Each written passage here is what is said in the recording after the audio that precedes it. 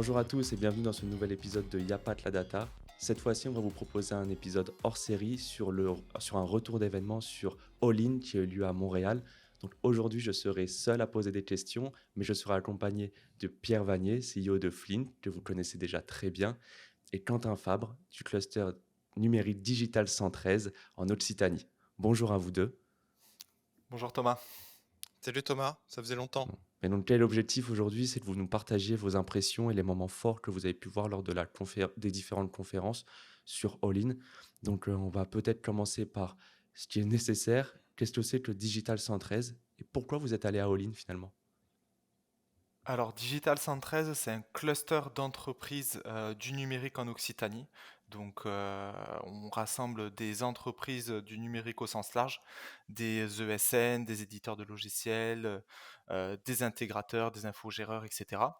Et évidemment, il y a beaucoup de sujets du numérique et notamment de l'IA. Et donc, ce salon au Canada, c'était vraiment l'occasion pour le cluster et ses entreprises membres de vraiment aller à la rencontre des acteurs de l'IA canadiens, prendre la température aussi sur ce qui se fait en matière d'IA, en matière d'usage de l'IA dans la transformation des métiers. Et donc, c'était vraiment l'occasion d'ouvrir en fait le champ des possibles et notamment de l'autre côté de l'Atlantique pour Digital 113 et la région Occitanie plus largement. Ouais, juste, peut-être en dire un petit peu plus sur cet événement, All In. Donc c'était la deuxième édition de cette conférence qui s'est passée sur 2 jours, le 11 et le 12 septembre 2024, donc la semaine dernière, là où on enregistre, à l'heure où on enregistre en tout cas ce podcast. Et donc un événement, organisé par principalement, hein, principalement par 3 gros organismes que sont le MILA, MILA, donc c'est le laboratoire et l'institut de recherche en IA de Montréal, le CEMIA qui est le centre d'expertise international de Montréal en IA et Scale AI, qui est l'organisme finalement, c'est un cluster d'innovation, on parle pas mal de cluster d'innovation et d'IA, Scale AI, qui porte un petit peu ces initiatives-là et qui est vraiment l'organisateur de cet événement, dont c'est la deuxième édition, événement qui se passait à Montréal. Et du coup, le premier jour, c'était plutôt dédié au networking, le 10 septembre, et le 11 et le 12, c'était vraiment les conférences. Ok, donc c'est un événement sur 3 jours. Moi, j'ai plutôt la tête dans le guidon, c'est-à-dire que je me lève le matin, je réfléchis à IA, je travaille la journée, je fais de l'IA. Donc, c'est souvent difficile de voir un peu comment c'est à l'extérieur. Est-ce que vous avez un peu, enfin, comment vous pouvez décrire un peu l'ambiance qu'il y a pu y avoir à la fois pour All In et peut-être aussi à Montréal? C'est hyper intéressant, je trouve, ce retour d'expérience que vous avez pu avoir. Je pense que ça peut être intéressant que Quentin décrive son expérience vue avec son prisme et son point de vue de porteur de projet, responsable de mission au sein de Digital 113. Donc il a forcément un regard différent du mien. Et puis je crois que pour nous tous les deux aussi, c'était notre première fois à Montréal, notre baptême. Donc voilà, je vais Exactement. passer le micro à Quentin. Ouais. Moi, j'ai envie de dire la première chose que j'ai remarqué, c'est le dynamisme de l'écosystème. Déjà, quand on arrive, on voit vraiment des structures, il y a une certaine, comment dire, lisibilité, en fait, des acteurs de l'IA qui est claire quand on arrive. On sait que il y a le super cluster Scale AI qui est un peu le chef d'orchestre, si on peut dire ça comme ça, de l'IA et qui ensuite mène avec eux différentes structures qui participent dans les différents maillons de la chaîne de valeur de l'IA. Et donc, quand on arrive, on comprend très rapidement comment est structurée l'IA. C'est extrêmement clair.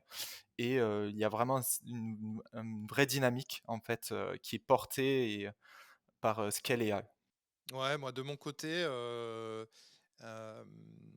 c'est marrant parce que je bouge beaucoup et donc à la fois, sur l'Occitanie, Montpellier et sa région, ensuite à Paris et puis là, avec toi Thomas d'ailleurs en juin dernier, on était à San Francisco Ouais.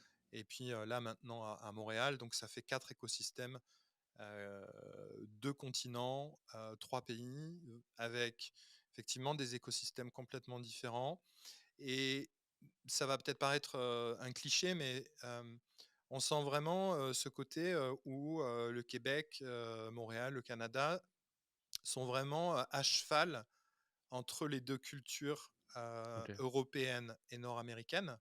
Ça se ressent à la fois dans la ville, dans l'architecture, dans la culture qu'on reçoit, même si on est resté, on est resté tous les deux qu'une semaine, hein.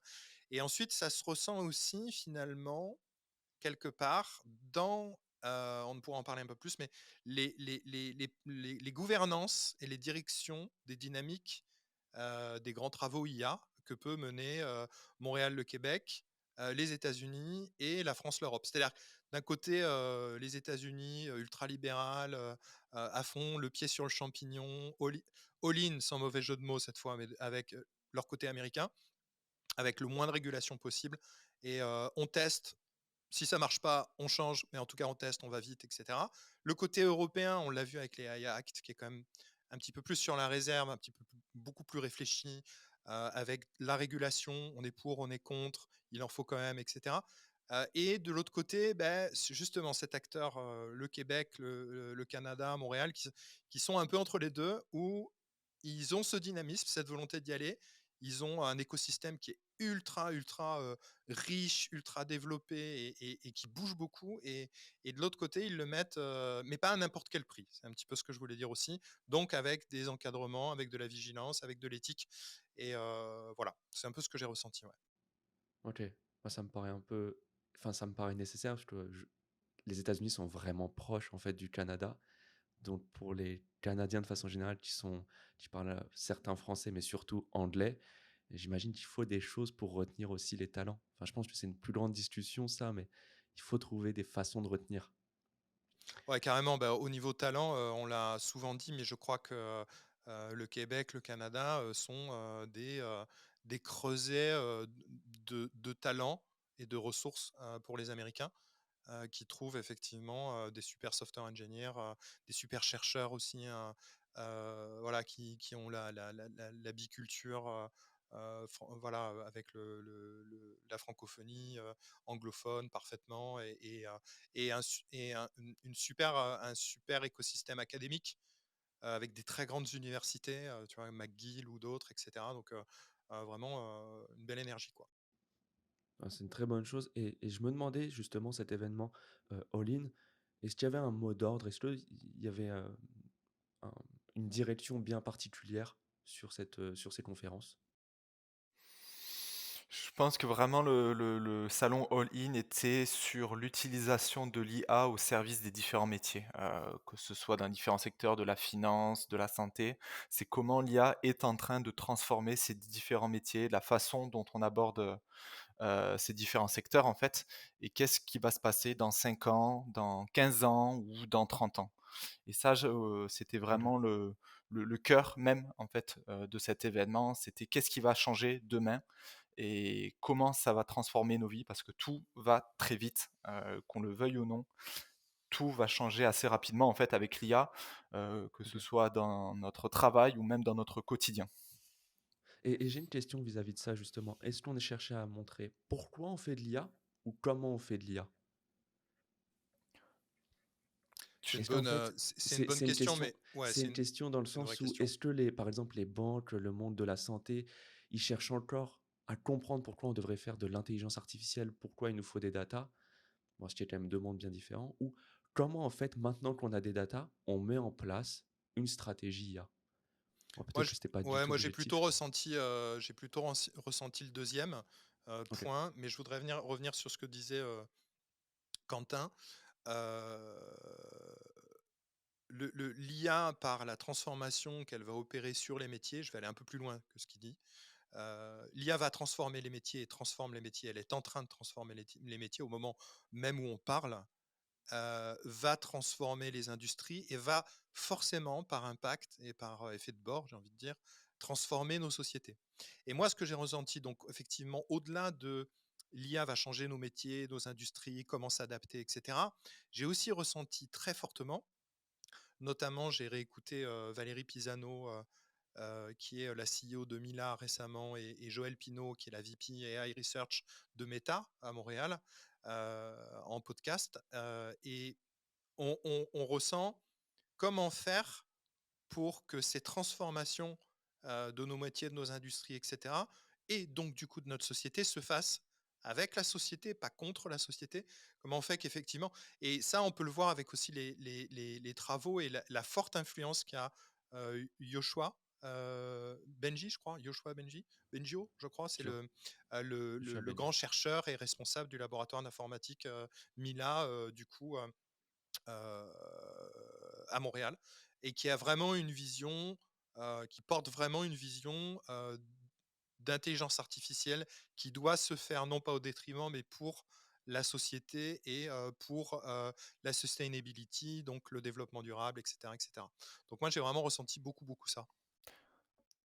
OK. Je suis Donc d'accord, ouais, pour rebondir à ce que tu dis, Pierre, et pour répondre à ta question, Thomas, un des grandes questions et des problématiques qu'il y a au Canada et en Europe aussi, hein, c'est l'adoption de l'IA, en fait, partout, et il faut que ça aille dans le même sens, que ce soit dans le développement de l'IA, mais également dans l'adoption par l'opinion publique.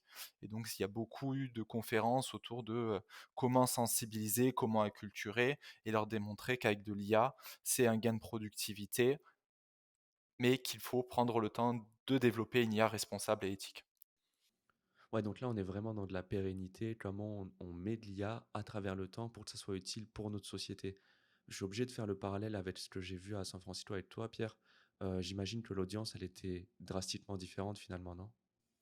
Oui, alors à la différence de le AI Engineer World Fair qu'on avait suivi en juin dernier à San Francisco, qui était vraiment très très technique et très orienté software engineer, développeur, ingénieur logiciel, etc., ingénieur IA. Là, c'était vraiment une conférence euh, que je vais un peu rapprocher. Sans côté péjoratif, hein, loin de moi cette idée, mais plutôt quand même un petit peu plus grand public. Alors forcément Ouais. B2B, il y avait quand même après très très très très montréalais, je sais pas si on dit ça, mais en tout cas, très très québécois, c'est-à-dire qu'il y avait quand même une grande majorité de Québécois. Moi j'ai ressenti, hein. J'ai vu très très peu. Chose à noter, il y avait la France qui était invitée d'honneur, donc il y avait une espèce de super boot, de super stand avec une espèce de grosse porte avec marqué France, etc. Et plusieurs entreprises françaises, grosses entreprises. Donc il y avait, au titre desquelles il y avait quoi, Il y avait L'Oréal, Thales, Thales, Alstom, il y avait Business ouais, France, il y avait OVH aussi.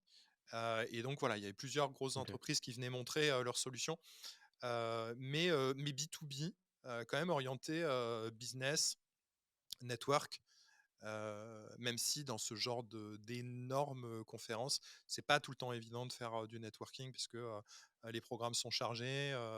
C'est dans un palais des congrès avec un plafond à 50 mètres de haut, ça va vite, etc. Donc pas forcément évident. Ouais. OK.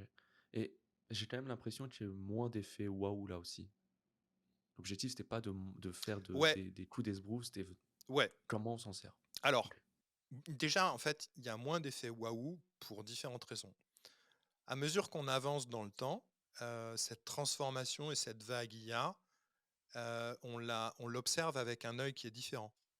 Nous-mêmes, hein, en tant qu'observateurs. C'est-à-dire quand il y a moins l'effet waouh aujourd'hui, troisième trimestre 2024, que mi-2023, par exemple, ou début C'est normal, 2023. C'est c'est normal, c'est normal. absolument logique. Donc en fait, et c'est un peu ce que j'avais abordé dans une mini chronique vidéo où j'avais dit que effectivement, je ressentais comme un passage de cap en termes de maturité de l'IA et de la Gen AI. Je mets un petit peu tout dans le même sac, même si on devrait faire des différences, mais en tout cas de cette révolution de Gen AI qu'on est en train de vivre, vers quelque chose qui est un petit peu plus du domaine de on rentre un peu en préadolescence, avec tous les côtés positifs et négatifs que ça peut avoir. C'est-à-dire que la préadolescence, on sait que les préadolescents ou les ados, ils ont envie d'être adultes, donc ils ont envie d'être responsables, etc. Mais de l'autre côté, ils sont toujours tout fous et ils veulent qu'on les considère comme des adultes alors que c'est encore des enfants. Ben, c'est un peu la même chose pour le momentum de transformation technologique et d'adoption de l'IA dans la société. On est un peu dans ce mode de préadolescence où il commence à y avoir des choses qui sèchent et qui deviennent matures, mais il y a quand même encore toujours, enfin, il faut quand même le dire, hein, il y a quand même encore toujours beaucoup d'esbroufs et beaucoup de choses qui sont Comme dans toutes les transformations, hein, beaucoup de choses qui Bah oui. sont, on te vend de l'IA. Enfin, moi, j'ai vu enfin, je sais pas, j'ai vu des brosses à dents enrichies à l'IA. Tu vois ce que je veux dire? Donc, en fait, il y a quand même une espèce de délire autour de l'IA qui est, voilà, qui est pas tout le temps très sain, quoi. Tu vois? Ouais, je comprends. Je suis d'accord avec Pierre. Alors même s'il y a eu, un côté un petit show à l'américaine, hein, quand ils organisaient différentes conférences, bon ça c'est l'influence, des États-Unis. Il y a quand même eu un point d'honneur, c'est, moi que j'ai remarqué, c'est vraiment, l'utilisation, de l'IA et qu'est-ce que coûte l'IA en termes énergétiques également? Ouais, très, très Moi vrai. j'avais Tout à discuté fait. aussi beaucoup avec une entreprise, notamment lors d'une soirée. Il y avait une soirée networking en marge du salon qui me disait que, par exemple, la province d'Alberta est une région qui a encore des centrales à charbon pour produire l'électricité. Et on sait tous que l'IA, pour entraîner de l'IA, ça consomme énormément d'énergie. Et la question se posait, c'est comment en fait les ressources en électricité vont pouvoir suivre en fait la croissance et l'utilisation des différentes IA. Et il y a, même si c'était un show à l'américaine pour montrer que l'IA c'est génial, il y a quand même eu ce point d'honneur, et je pense que tu l'as ressenti aussi Pierre dans les différentes conférences, que attention, l'IA n'est pas entre guillemets sans danger pour la planète.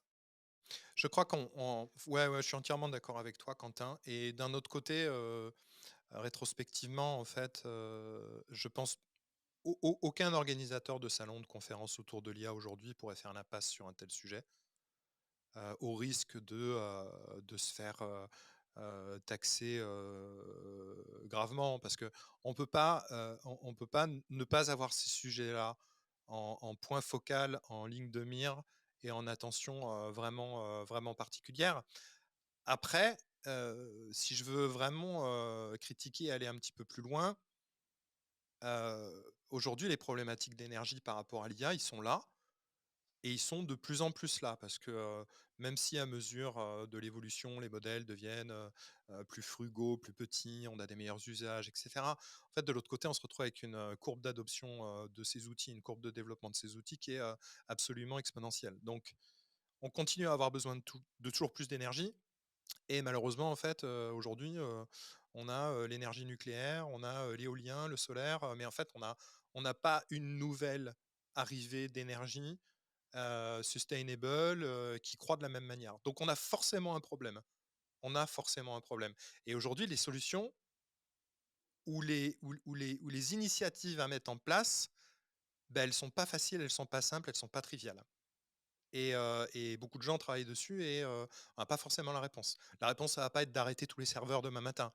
Enfin, il faut réfléchir aussi à des solutions qui sont pas euh, hors sol ou complètement démagogiques. Et c'est pas évident. C'est pas évident. Non, surtout, c'est un message qui est fort. Enfin, il y a à la fois de l'espoir et en parler, c'est accepter la situation. Il y a indirectement aussi ce côté un peu, le terme est pas bon, mais rabat-joie. C'est-à-dire que, ok, on crée des nouvelles choses, mais du calme, on n'a pas la capacité de faire toujours plus à l'infini. Donc je comprends tout à fait. Et je voulais, par rapport à ça, vous demander, est-ce que la conférence était basée sur des retours d'expérience? On vous présentait des solutions des entreprises ou c'était comment la recherche peut s'appliquer dans l'intelligence artificielle? J'ai aucune idée de où était le point de départ. Quentin, tu veux. Il y Non, avait un j'allais te peu. laisser répondre, Il y vas-y avait Pierre. un peu. Il y avait un peu. Il y avait un peu des deux. Alors après, moi, je suis Ok, super biaisé. Euh, Vraiment parce que je suis dedans 36 30, enfin je sais pas 36 heures, 50 heures, 60 heures par semaine et j'ai toujours un petit peu enfin cette critique qu'on peut faire à l'égard de tous les salons confondus aujourd'hui auxquels j'ai pu assister, peut-être sauf le AI Fair, AI World Fair Engineer, c'est que tu manques quand même de retours. Tu manques quand même de Rex, concret. tu manques Ok. quand même un petit peu de concret, de choses actionnables, etc.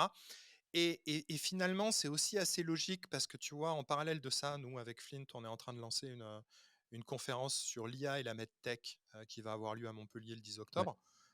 Et les entreprises qui ont des Rex, des retours et des choses comme ça sur ces nouvelles technologies de Gen AI, il y en a extrêmement peu, extrêmement peu. C'est-à-dire que toi, dans ta boîte, vous faites beaucoup de machine learning, il y a plein d'entreprises et effectivement, on l'a vu au travers de toute la saison, de Il y a pas que la data, et saison 1, beaucoup d'entreprises ont des solutions de machine learning, de recherche d'optimisation, éventuellement même de deep learning, mais les solutions de generative AI, la révolution qu'on vit actuellement, il y en a pas beaucoup aujourd'hui avec des retours autres que, j'ai mis un chatbot dans ma boîte ou j'ai fait un RAG ou, voilà, ces choses qu'on entend en fait, les seuls retours qu'on entend, c'est un petit peu ça. Donc on reste souvent dans du yaka faucon, un peu, et c'est un petit peu, moi, ce que je ressens dans beaucoup de salons. Ce qui est dommage, mais ce qui est aussi un petit peu normal finalement, parce qu'on est au tout départ. Donc tu peux pas non plus avoir à montrer, des fois, nous, on a des clients qui nous disent: «Pierre, j'aimerais, 5, 10, 15, 20 retours clients, sur la mise en place de dispositifs GenAI». En fait, il y en a Ça pas parce existe qu'en fait, pas. il y a même déjà pas de régulation et de cadre réglementaire. Je te prends Ouais, la santé, ils ont pas le droit de l'utiliser et s'ils le font, il faut aller sur des marcher sur des œufs parce qu'il y a rien qui est prêt. Le cadre sociétal, légal, juridique n'est pas prêt pour encadrer les technologies et les transformations qu'on vit actuellement. Donc c'est compliqué. On construit un pont au moment où on court, sauf qu'en fait, on est en train de courir plus vite que ce qu'on construit le pont, sous nos pieds. Donc c'est ça qui est compliqué.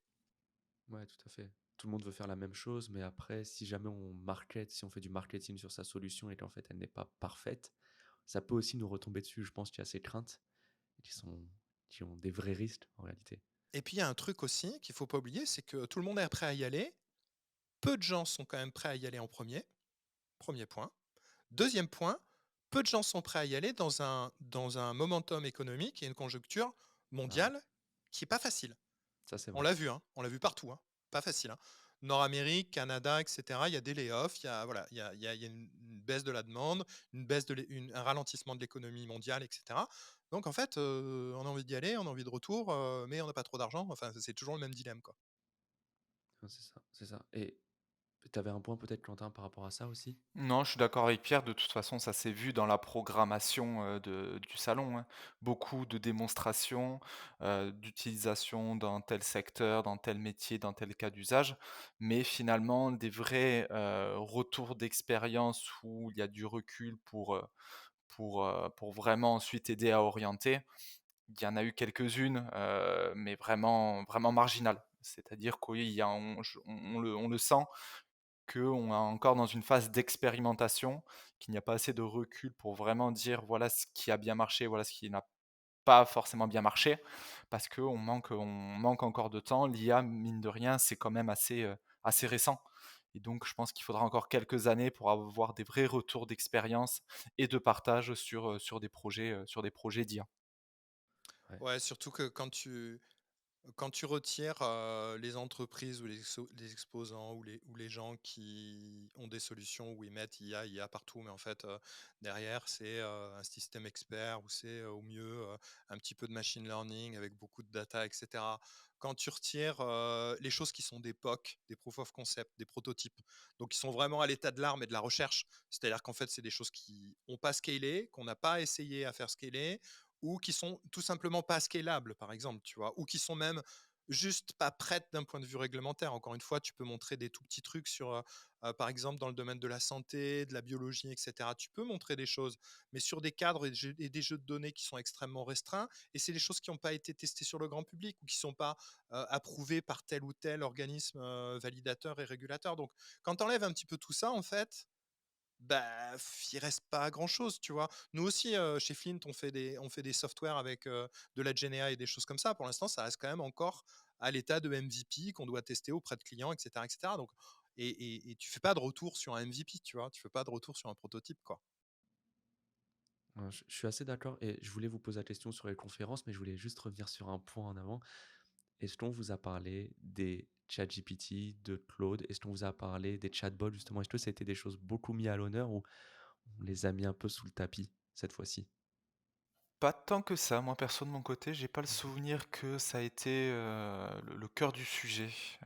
Quelquefois on les a abordés très rapidement dans tel ou tel cas d'usage, mais ça a pas vraiment été le cœur des conférences et le cœur des sujets OK. des conférenciers. Non, tu avais beaucoup de moi, j'ai remarqué que tu avais quand même beaucoup, mais ce qui est normal aussi parce que dans les salons en France, c'est un peu le même cas, mais il y avait beaucoup d'équivalents d'ESN, hein, de sociétés de conseil, de consulting, OK. voilà, québécoises, canadiennes bien connues, dont je dirais pas les noms, mais tout le monde, voilà. Je sais pas, je crois qu'il y avait tu Ivado qui était très, très présent, je crois. Tu fais de la pub. Ouais, non, non, mais enfin après, Il en faut deux trois là. je les ai rencontrés en network et je les ai rencontrés sur leur stand, et cetera. C'est des gens, enfin voilà, il y avait aussi CGI. Voilà, il y avait tous les gros acteurs des ESN, sociétés de conseil, au Québec. Move AI Heu aussi, je crois, Ouais, c'est ça, ouais, tout à fait et et Neo3. très très agréable, très sympathique. Ils font aussi beaucoup de choses, pour les écosystèmes, un peu comme nous en France aussi. Faut pas oublier que c'est quand même des acteurs qui sont importants dans c'est un peu l'huile qui met, l'huile dans les rouages du marché de l'emploi et de la tech, Oui, c'est vrai. dans les différents pays finalement, parce que c'est la variable d'ajustement. Souvent, les jeunes qui sortent d'école, ils vont dans les ESN, les sociétés de conseil, et cetera. Donc il y en avait beaucoup et elles montraient leurs solutions finalement. Et c'est un peu le showcase, voilà, on montre les projets qu'on a montrés, qu'on a créés, et cetera. Mais il n'y avait pas trop de technique, encore une fois. Voilà, on n'a pas discuté si, j'en sais rien, Anthropic, Sonnet 3.5 était meilleur que, et cetera, ou qui avait testé, Pixtral. Par contre, j'ai quand même noté des choses, c'est qu'il y avait pas enfin, à ma connaissance, tu me diras, Quentin, si je me trompe, mais j'ai pas vu les gros acteurs, tu vois, Thomas, qu'on avait peut-être pu voir, Ouais, je comprends. à San Francisco, tu vois? Genre, déjà, il y avait pas Hugging Face, tu avais pas Mistral, OK. tu avais pas OpenAI. Donc tu avais pas tous ces gros acteurs. Bon, tu avais toujours Microsoft, mais il y avait quand même quelques gros acteurs qui n'étaient pas là et j'ai été un peu étonné. J'étais un peu étonné finalement. Donc OK, j'avoue, je m'attendais à Hugging Face au moins. ouais, Parce ben qu'ils non. sont quand même assez OK. Parce que je pense que la cible qu'il y avait dans le salon, plutôt chef d'entreprise, décideur, et cetera, qui est pas la même cible qu'un salon. Tu vois, par exemple, si tu prends le salon Big Data IA, qui va se passer à Paris là, mi-octobre, eh ben, c'est beaucoup plus tourné CTO, responsable informatique, et cetera. Donc OK. décideur, mais informatique.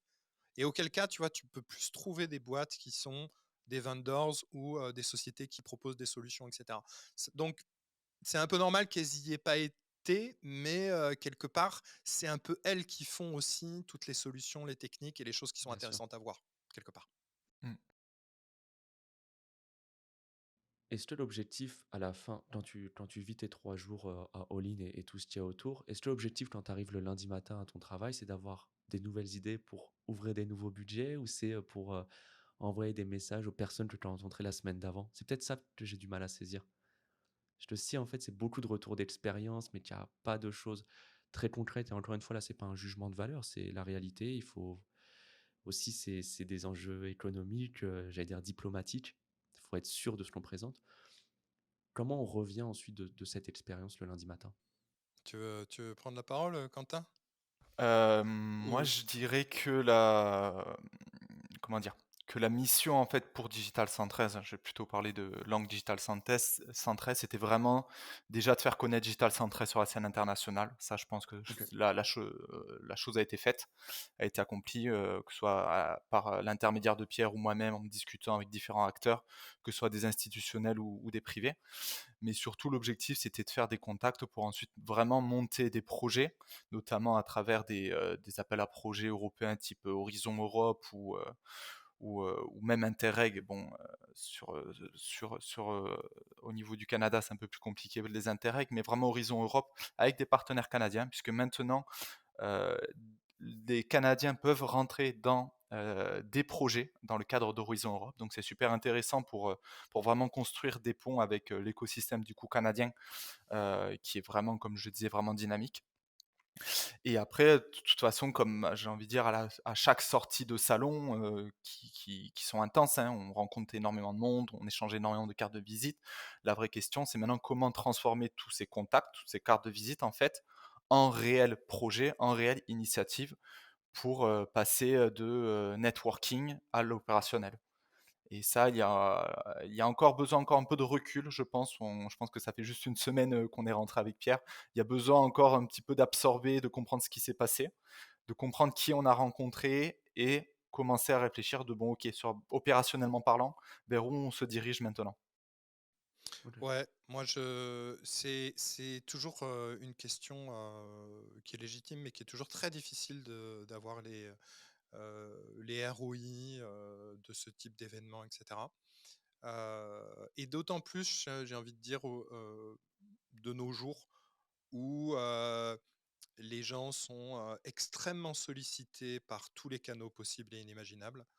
Le téléphone, le mail, le LinkedIn.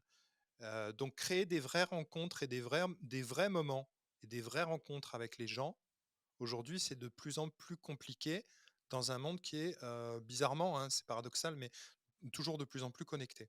Donc c'est de plus en plus compliqué. Donc, je te prends un exemple. Moi, je reçois, je pense que ça doit être pas mal de dirigeants aussi. Moi, je reçois entre 5 et 10 sollicitations, coups de téléphone de 06, de 07, de numéros que je connais pas, par jour, et je ne réponds pas. Maintenant, ça fait que je ne réponds à aucun coup de téléphone de personnes qui ne sont pas dans mon agenda, dans mon répertoire. Et je pense que, et si tu veux, moi, voilà, je suis responsable d'une petite entreprise. Mais imagine le CTO de telle ou telle boîte, etc. C'est impossible. Donc ces gens, ils sont pressés, ils sont surbookés, ils sont en maximum de la charge, j'ai envie de dire tendu comme un string. Passe-moi l'expression, mais c'est un peu ça. Et donc, du coup, vraiment rencontrer des gens en vrai, parler à des gens, ne serait-ce qu'à une machine à café, dans le hall d'une conférence, dans un entre-deux portes, etc., en fait, ça a beaucoup de valeur. Faire des vrais contacts, en fait, ça a beaucoup de valeur. Des vrais contacts en physique, ça a beaucoup de valeur. C'est pour ça que je veux revenir sur quelque chose, c'est que je pense qu'aujourd'hui, dans notre vie qui est ultra, ultra connectée, ce qui va gagner de plus en plus, c'est de vraiment rencontrer des gens et de créer des moments de rencontre avec les gens. Que ce soit des événements, tu vois, avec Digital 113, on organise des apéros et des choses comme ça. Et les vraies rencontres avec les gens, c'est là où tu crées du vrai lien pérenne.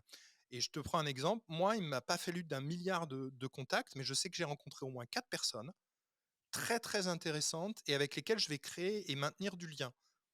Et au fur et à mesure, peut-être dans 6 mois, dans 9 mois, dans un an, bah, peut-être qu'ils auront besoin de moi, peut-être que j'aurai besoin d'eux, et peut-être qu'en fait, on se rendra des services et des choses comme ça. Donc aujourd'hui, c'est peut-être plus ça, et c'est peut-être moins le sacro-saint, tiens, on échange notre carte de visite, parce que déjà, c'est un peu boomer, mais en fait, c'est fini ça. Je veux dire, tu reviens pas de salon avec combien tu as pris de carte de visite. Par contre, j'ai discuté avec un gars dans un couloir qui a un commercial assez élevé chez SAP, et on lui a parlé d'un projet software sur lequel on était. Et le gars me dit, mais contacte-moi la prochaine fois parce que en fait, ça peut nous intéresser ta solution.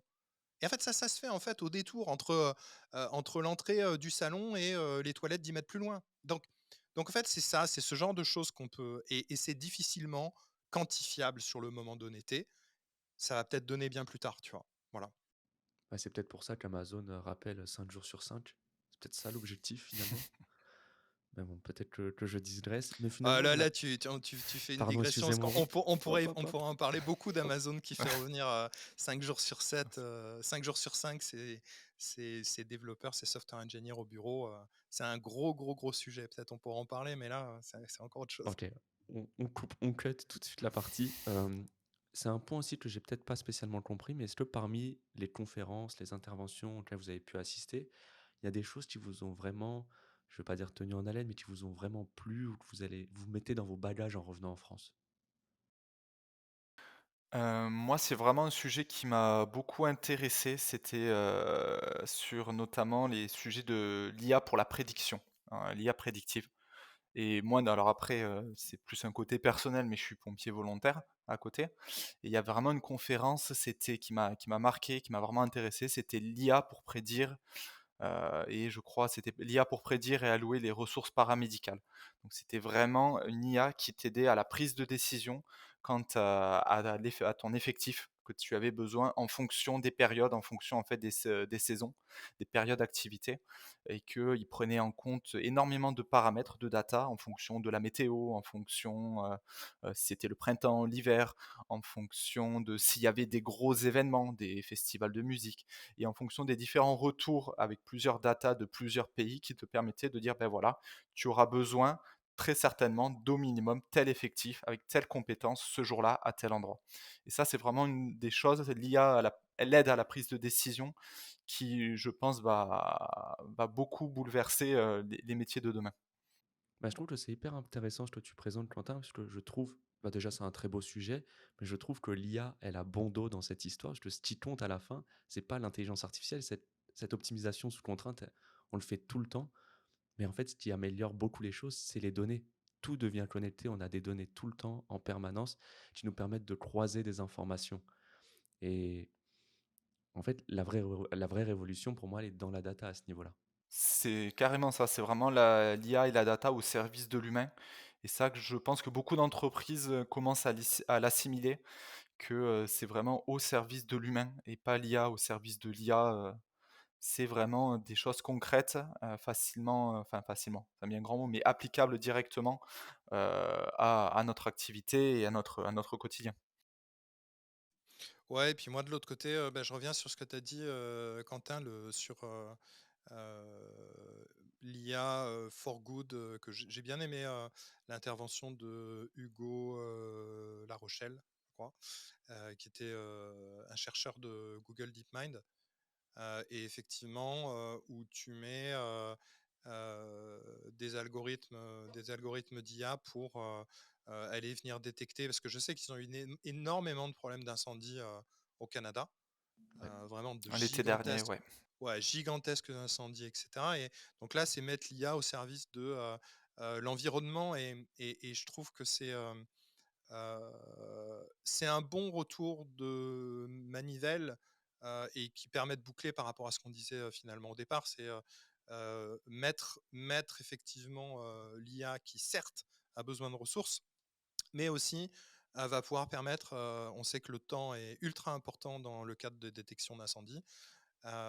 Si tu détectes au bout de 3 minutes, 5 minutes, 10 minutes ou une demi-heure ou 2 heures, c'est pas la même. Et en fait, de mettre l'IA au service de l'environnement, donc du coup de la conservation des écosystèmes et des biotopes et de la faune et de la flore. Je trouve que c'est vraiment une belle image, et j'aimerais en conserver cette image d'optimisme finalement. Parce que voilà, pas qu'à avoir peur, etc. Ça va pouvoir améliorer. Et c'était un peu ce qu'il voulait aussi faire ressentir en filigrane lors de la conférence. Après, il y a eu plein d'autres rencontres. Je pensais à Nicolas Ning de Fairmont. Je me souviens aussi avoir rencontré et avoir bien aimé des discussions que j'ai eues avec La Voix, ou avec la rencontre avec Bruno Guglielminetti, le grand reporter tech depuis 30 ans sur la scène de Montréal. Donc plein de rencontres aussi, et des bonnes dynamiques. Ouais, c'est un point intéressant. En plus, la prédiction des feux de forêt, c'est un exemple un peu basique, mais hyper important parce qu'on parle de la consommation énergétique de l'intelligence artificielle. Si l'intelligence artificielle arrive à prédire un feu de forêt, à l'éviter, bah, le trade-off, il est vraiment gagné. Donc, il y a aussi ça à prendre en compte. Je voulais qu'on aille vers la fin de l'épisode et qu'on parle un peu des innovations ou les technologies en intelligence artificielle que vous avez vues au salon, ou peut-être même à Montréal, en fait, c'est pas juste au salon, que vous pouvez peut-être voir émerger côté, européen ou à un niveau plus, je veux dire, industriel, hem, dans les prochains mois? Il y en a peut-être pas, hein, il y a déjà assez de choses donc C'est pas C'est facile pas comme facile. question, parce que on peut pas avoir une boule de cristal. C'est, mmh, c'est très compliqué, parce que ça demande d'avoir une espèce de côté prévisionniste. Et aujourd'hui, bien sûr. bien malin qui pourra dire, ne serait-ce que dans 6 mois, 9 mois, où on en Un sera au mois. niveau. Mais oui, non, mais c'est hallucinant. C'est hallucinant. Ouais, c'est vrai. Enfin, je vous rappelle qu'il y a 1 an et demi, en fait, la meilleure intelligence artificielle qu'on avait, et je passe un bonjour amical à Luc Julia, mais c'était Siri quand on lui demandait de mettre un minuteur de 10 minutes pour les pattes. Je vous rappelle qu'on en était là. En fait, aujourd'hui, on crée des vidéos 4K 60 FPS ou du text-to-speech, speech-to-text dans n'importe quelle langue en instantané. Et des modèles de raisonnement comme O1 qui vient de sortir d'OpenAI, où effectivement on a la capacité d'un docteur en maths dans la poche. Donc en fait, je pense qu'on ne se rend pas compte de la vitesse de progression exponentielle, qu'on n'est pas câblé en tant qu'être humain biologique qui avons une croissance plutôt linéaire, pour comprendre ce type de croissance et de courbe. Et donc, du coup, on a une difficulté quand même à expliquer et à prédire là où on va aller. Et ce qui est sûr, je pense, c'est qu'on prend pas c'est de la même façon, en parallèle, je pense que les entreprises, moi, de mon point de vue, je pense que les entreprises, en tout cas en France, ne prennent pas assez actuellement la conscience de l'amplitude de la transformation et des transformations auxquelles on va avoir le droit avec l'IA. Je pense qu'elles ne le prennent. Je veux pas être lanceur d'alerte ou avoir une politique de la peur pour le marketing. Si vous y mettez pas, vous allez être dépassé, machin, etc. C'est pas ça mon propos. Le but est de dire simplement, j'ai l'impression qu'elles ne se rendent pas compte de la puissance que certains de ces outils, bien utilisés, bien encadrés, bien mis en place, bien déroulés, bien accompagnés dans la culturation et la conduite du changement dans les entreprises, parce qu'avant tout, c'est aussi une question de prise en main de ces outils, et que les salariés, que les employés et que la société, d'une manière générale, prennent en main tous ces outils, etc. Donc, mais on ne prend pas la pleine mesure en fait de l'amplitude de cette vague, qui pour moi est au moins aussi importante que l'invention de l'électricité. Voilà, je Je pense. je suis d'accord avec Pierre, c'est assez difficile à répondre comme question sur le développement de l'IA et de ses usages dans 6, 9, 2 ans.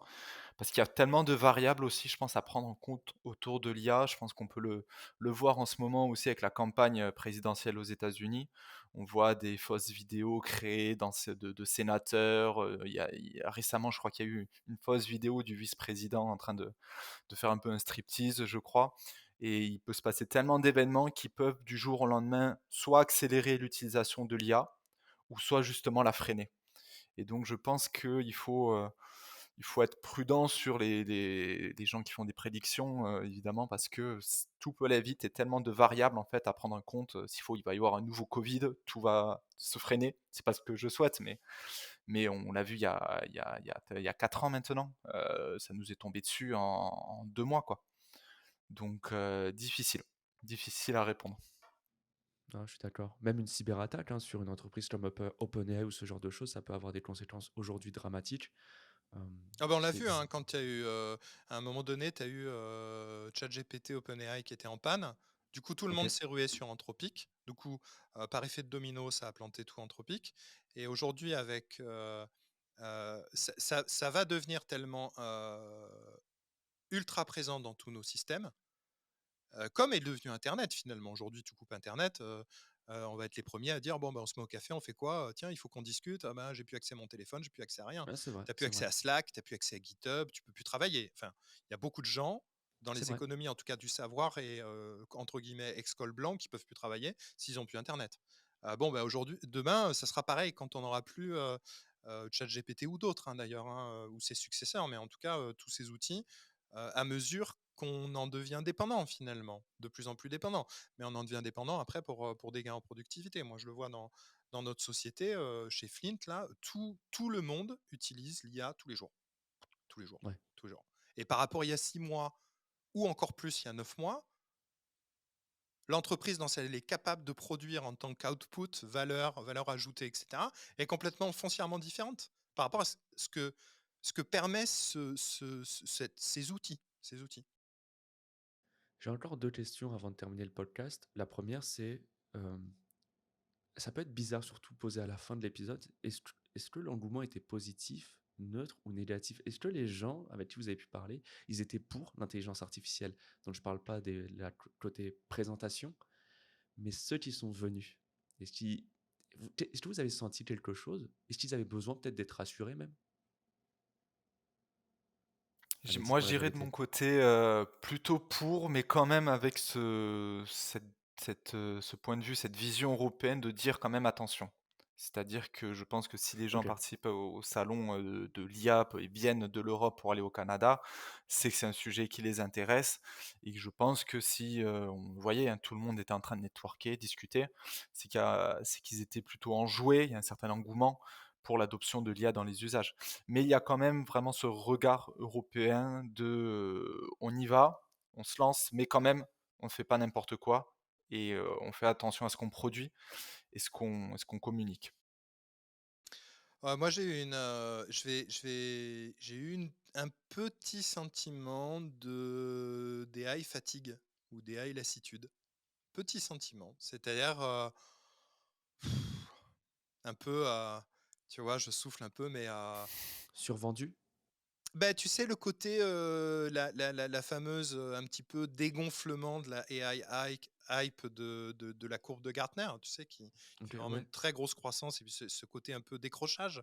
C'est une bonne chose, non? Je le sens pour d'autres choses, mais si je vais répondre à ce que tu dis, effectivement, je pense que c'est quand même une bonne chose qu'on redescende un petit peu sur terre, qu'on reprenne un petit peu, remette les pieds sur terre, qu'on remette un peu de rationnel et de rigueur et d'objectivité sur tout ça, où effectivement ça en manque parfois. Mais je ressens aussi ça parce qu'il est peut-être aussi question d'un dégonflement aussi un peu économique.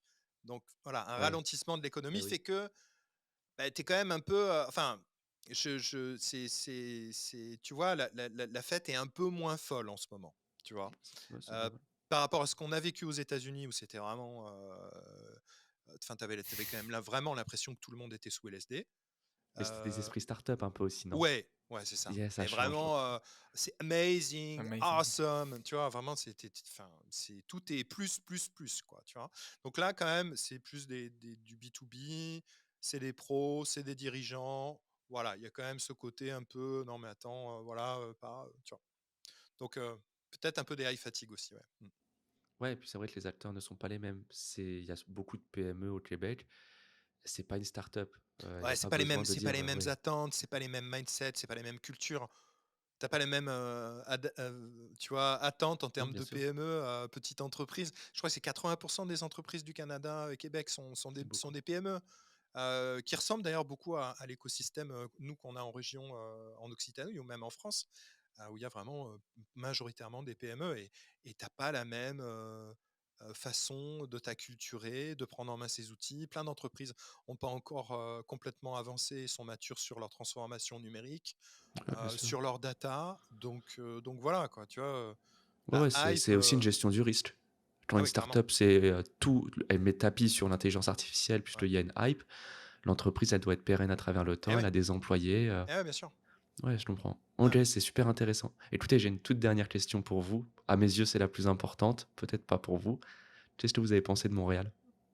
Je croyais que tu allais demander est-ce que vous avez mangé une La poutine. poutine, ouais, je m'attendais à cette question. Tu t'attendais à Non, celle-là, ouais. non. Moi, perso, j'ai mangé une poutine, hein. Je le Moi Ok. dis. perso aussi. Ça vous a Euh, plu?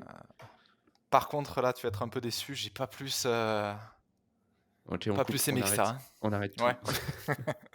Non, non, non, mais la poutine, moi, je suis encore en train de la digérer 10 jours après. Donc, ouais, ouais, j'ai aimé, mais voilà, c'est pas léger. Mais c'est réconfortant. Ça a le mérite d'être réconfortant. C'est Ouais. ouais, Non, je non, pense un plein hiver, quand il doit faire -15 dehors, il fait nuit à 17h, tu une bière, une poutine, je pense que ça fait du bien au moral.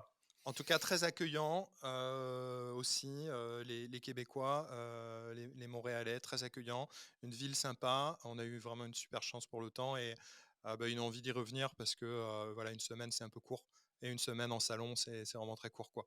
Donc à refaire. À refaire aussi. C'est vraiment les Québécois, c'est vraiment très accueillant, vraiment très, très ouvert à la discussion, que ce soit, dans le cadre du business ou même, dans leur vie de tous les jours, leur façon de vivre et vraiment une super expérience et avec plaisir pour y retourner en tout cas. Bah, écoutez, merci beaucoup pour cet épisode. Quentin, ça a été un plaisir de t'avoir. Pierre, la prochaine fois, tu reviens de l'autre côté, s'il te plaît. Ça a été vraiment très, très intéressant. Vous avez peut-être un dernier mot?